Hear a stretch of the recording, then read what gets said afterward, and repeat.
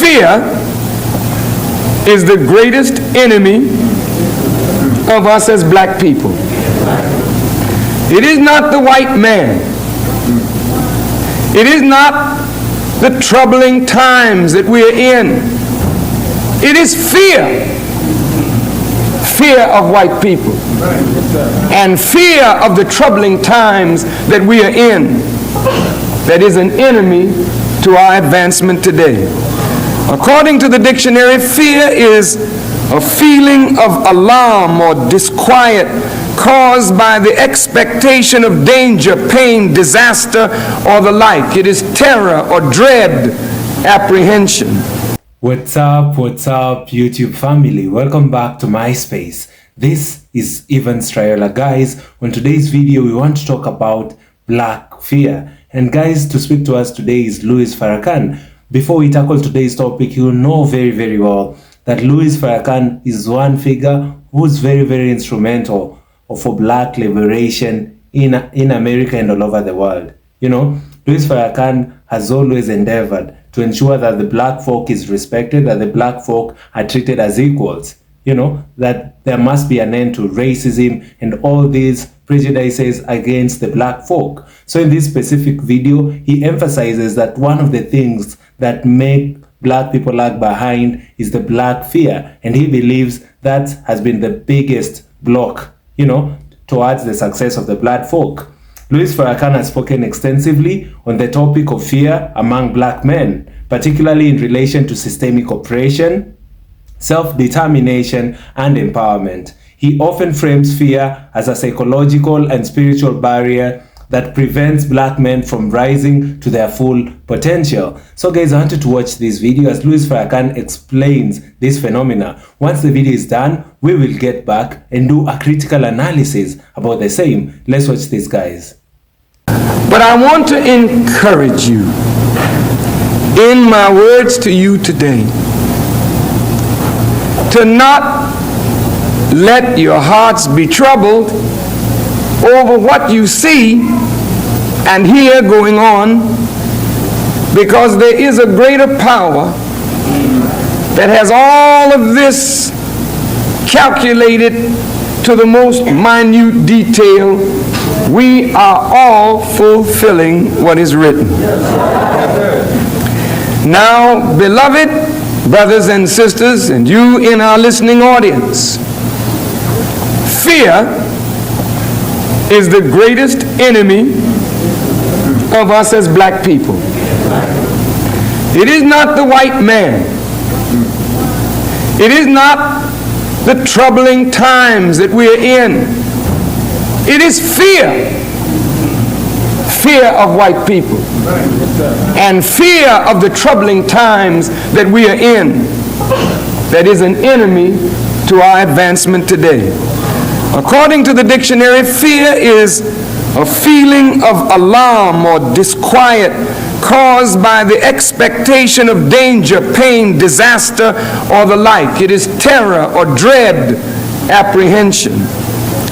Fear is an instance or manifestation of such a feeling, a state or condition of alarm or dread. And fear is extreme reverence or awe as toward a supreme power. As the child comes forth from the secure environment of the womb, feeling the pain of its birth into a new world or environment, it experiences its first feeling or emotion. And the first human emotion that we experience coming out of the darkness of our mother's womb into the light of a new world is fear. The baby is insecure in this new environment and it cries. This fear springs from the natural desire of the creature to be made secure. Once we have been made secure, we enter into a state of peace and fear subsides. The very word Muslim at its root means one who has been made secure. He then who is able to make another secure is able then to give peace. In the Bible, we are told, "Blessed are the peacemakers, for they shall be called the children of God." We must make each other secure. And in making each other secure, making each other feel safe with one another, we give each other peace. And of course, the love of the brotherhood is central to our having peace among ourselves. If we love each other, our love causes us to give security to one another. This is why all of the prophets taught brotherhood. For it is only in the establishment of true brotherhood based upon righteous principles that we are made secure and we enter into peace. Wherever security is present, fear is gone. That's right. Wherever peace is present, true peace, fear is absent. All human need is based on a fundamental human need, and that fundamental human need is to be made secure. All of us coming up out of that need to be made secure desire food, we desire shelter, we desire clothing, we desire friends, we desire love and peace and happiness. So God has worked out a system of moral laws and teachings that will aid us in making friends and securing our life, especially in this troubled world. In this world, of course, we cannot have the things that we desire that are material without money. And we cannot have money without jobs. So jobs in this society are at the root of the insecurity of the people. If the black man is jobless, then the black man is insecure. If he's insecure, then he's in a state of agitation, of fear, alarm, apprehension. Therefore, that person has no peace. In order to fulfill human desires, there must be the acquisition of knowledge and skill. It is with knowledge and skill that we move out into the world to make ourselves secure. And when we are able to give peace to ourselves by making ourselves secure, we must never stop there. We must extend peace to others that they may be secure. No man can give peace to another unless he is given peace himself. And so the greeting word of the Muslims, As-salam alaikum. The greeting word of the Hebrews, Shalom Aleichem. The greeting word of civilized people is peace. But peace must not only be a greeting, peace must be an activity that makes your brother or your sister secure. Now, when a people are without knowledge and skill, their insecurity is great. Since they must fulfill their needs, if they have no skill, no knowledge, but they have needs, and they have a will to satisfy these needs, then they move out in the community to satisfy these needs, but they satisfy them by acting as the lower animals, stalking and trapping the prey. And as a result, the black community is filled with insecurity, filled with fear, and filled with crime. Crime because we have no jobs.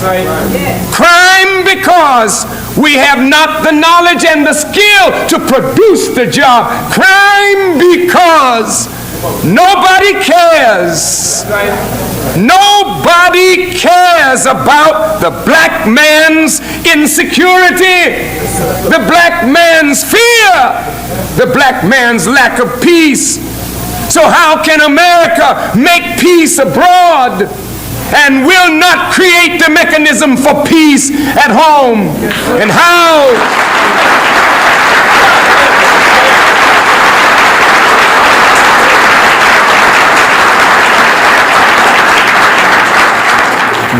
can the Democratic Party look forward to a peaceful convention if the needs of the people are not met, and a program enacted and money set aside that fear may be removed and insecurity may be removed, that we may extend peace to one another? Blessed are the children of God, or the peacemakers, for they shall be called the children of God. Fear can be negative and fear can be positive. Most people who have not mastered their desires are ruled by their desires, and oftentimes they are mastered by those who can help them to fulfill their desires. In this case, one who can fulfill the desires of another can become that one's master. We must be careful of this. Oh God, we must be careful of this. You are not born into the world to be the slave of another. You are born into the world to be free, to serve Almighty God. The fear of the withholding of what we desire that would make us secure causes us to carry out the will of that one or those persons who have the ability to make us secure or insecure by granting or withholding from us our desires. And this is the way this world operates, and this is the way God operates too.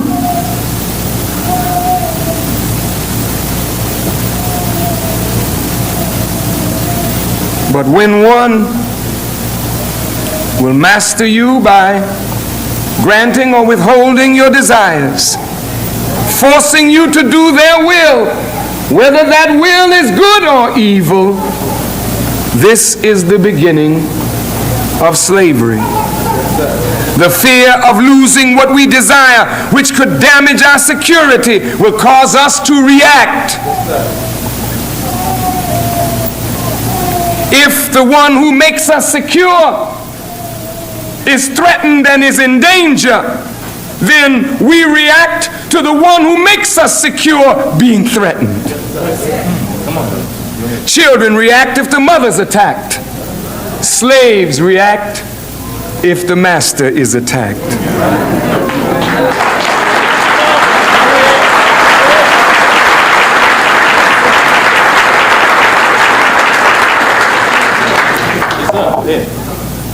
Fearing the creature enslaves us to the creature. Fearing the Creator binds us to the Creator and frees us from the dominance of the creatures. In the primary state of human development, parents guide by love and fear. The parent lovingly provides the discipline that trains the child along certain lines. And likewise, since a slave is in a stage of primary human development, the slave master disciplines the slave not out of love, but to induce fear in order that the slave may be trained along certain lines.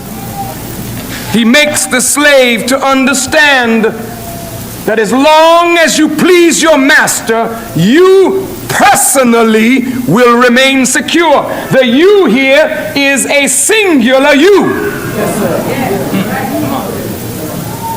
I'm going to repeat that.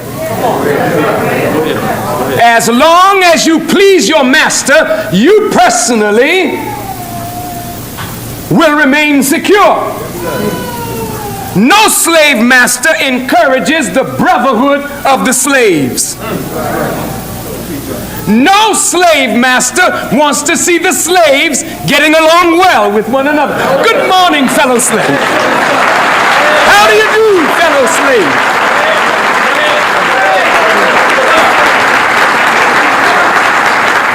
No slave master wants to see the slaves showing compassion for other slaves. Oh, what are you doing to my brother slave?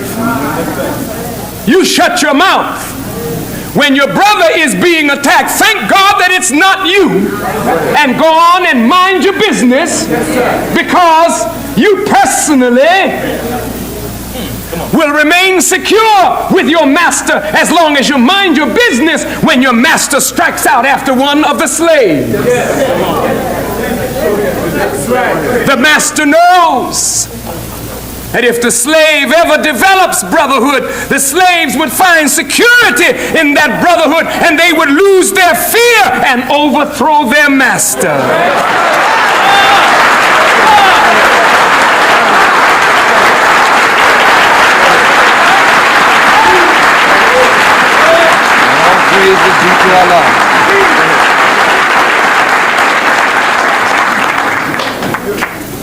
This is why our enemies work so hard to destroy our budding brotherhood, because they recognize that the brotherhood of the black man is the end of the domination of us by the white man. They understand this, brothers and sisters, but I wonder, do you understand?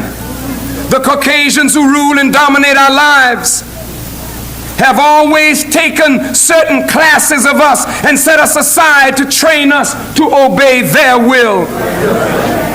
They give us what we desire, if we in turn give them what they desire, and that is our loyalty. These classes of men and women will fight against any slave rising up that appears to imperil the security of the master, thereby imperiling their security, they believe.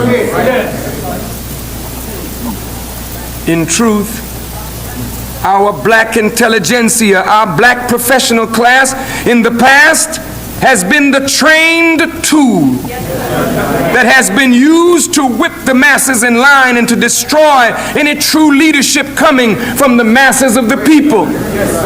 Not all of the intelligentsia and the black middle class is like this, or the professional class. This is weakening now among them. We know that we cannot make progress without our intellectuals.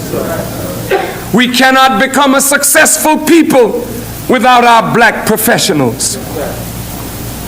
But also, we can never capture them.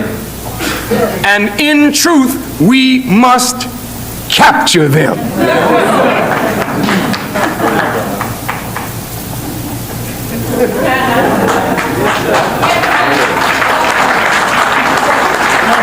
You know, in the Bible it says,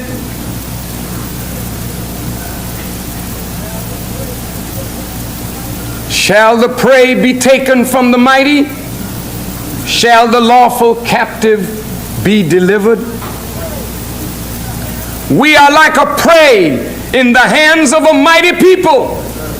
And when a beast has taken its prey, they do not give up the prey. The prey has to be what? Taken from the beast.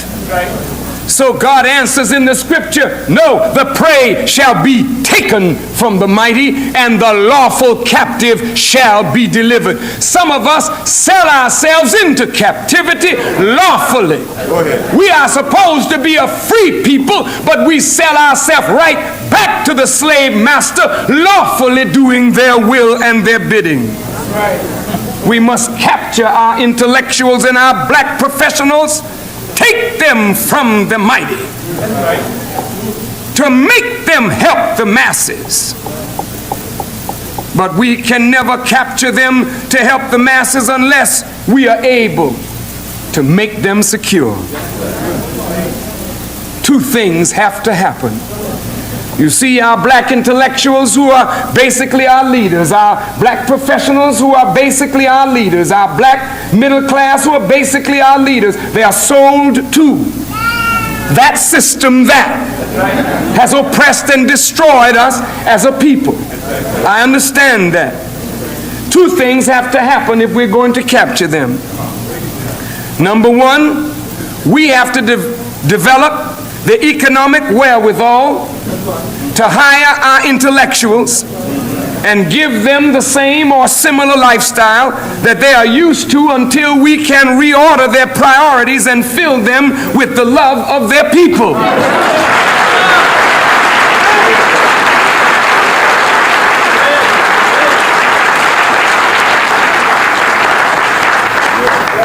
The slave master invests in your individuality.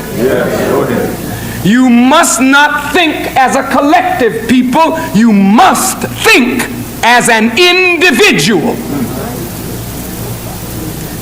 Then you'll be no problem to those who think collectively. And if you look at the attack on Brother Farrakhan and the attack on Reverend Jackson, that's a collective attack.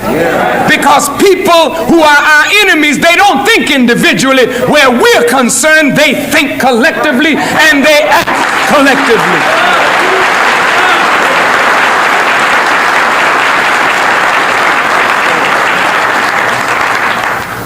Now, the second thing that has to happen is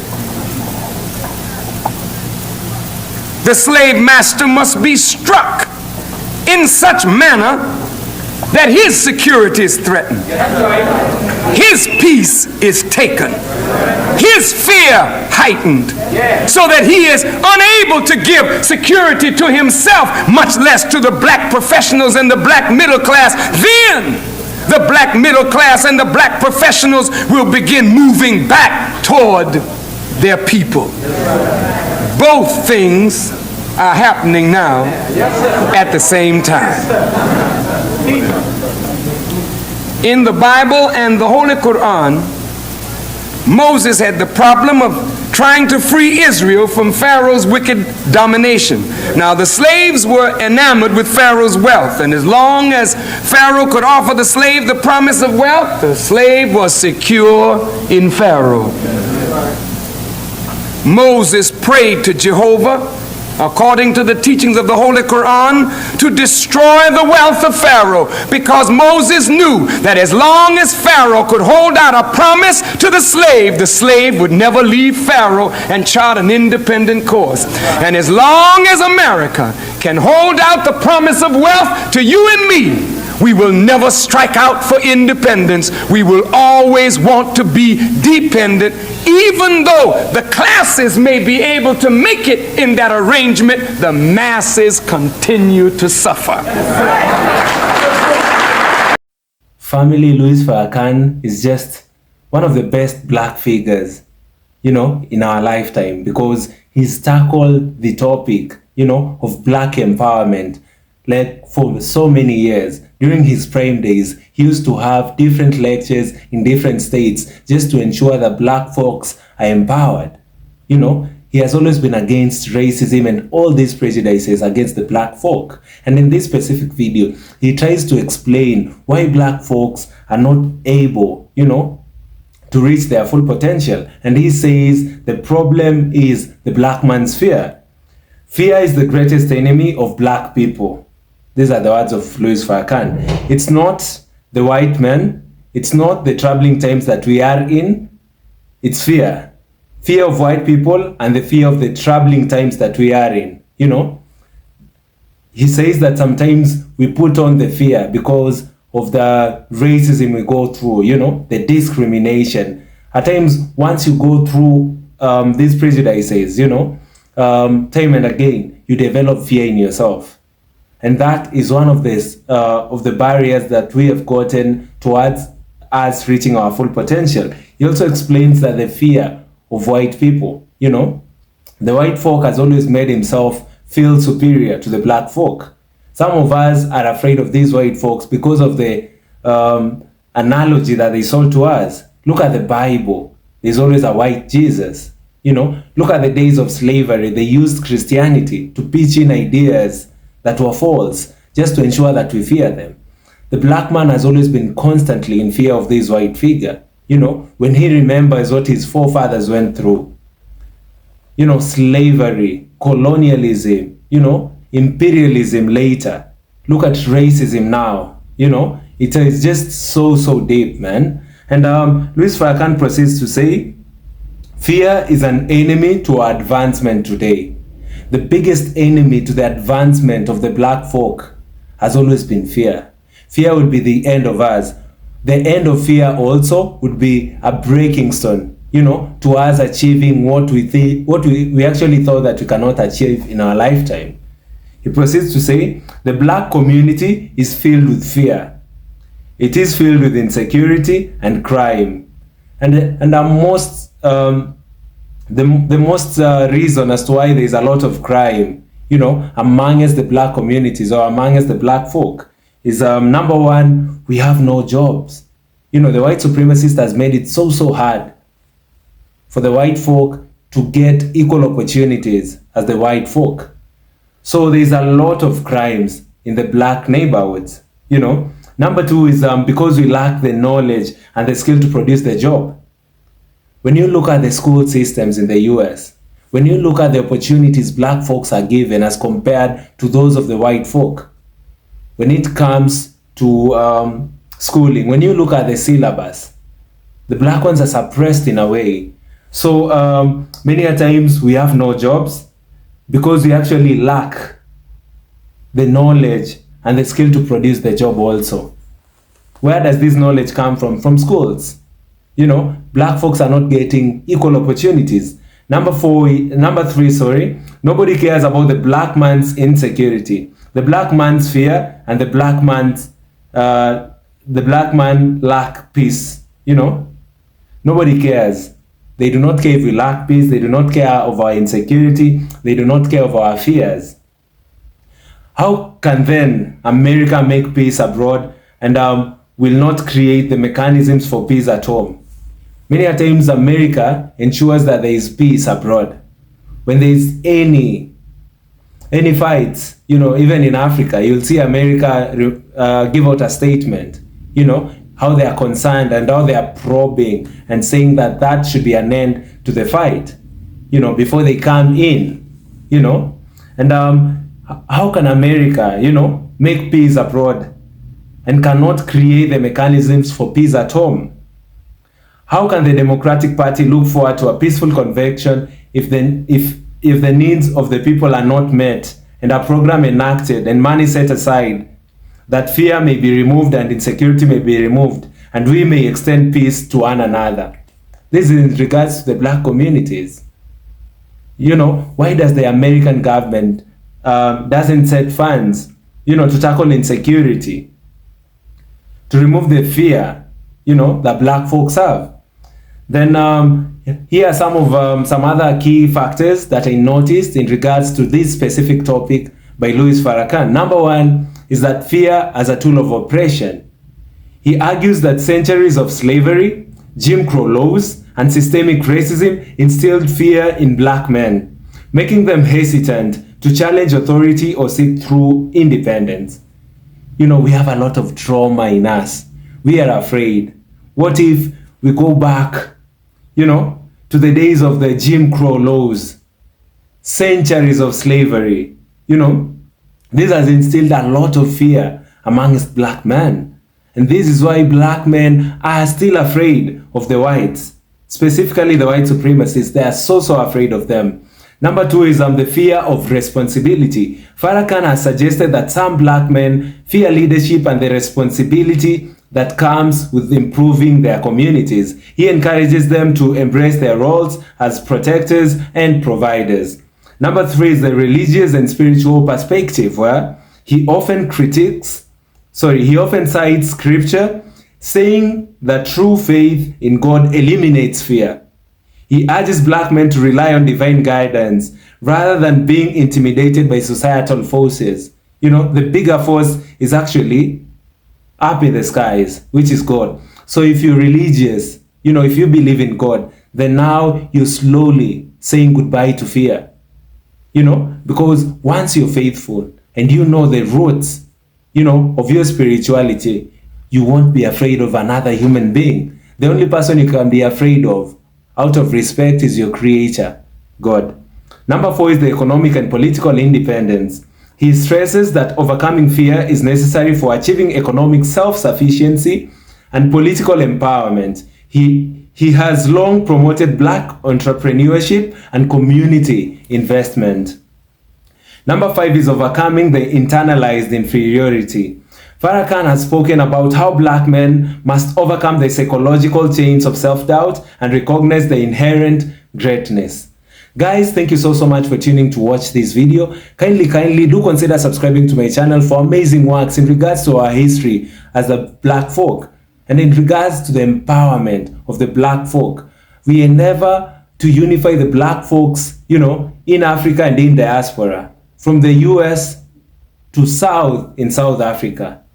You know, we just want to unite people, black folks in Europe and all over the world. The goal is for us to come together and be as empowered as we should be. Guys, thank you. Like this video so that it can be recommended to other YouTube users. And guys, I'll be so grateful. Thank you and see you all in my next episode. Goodbye for now.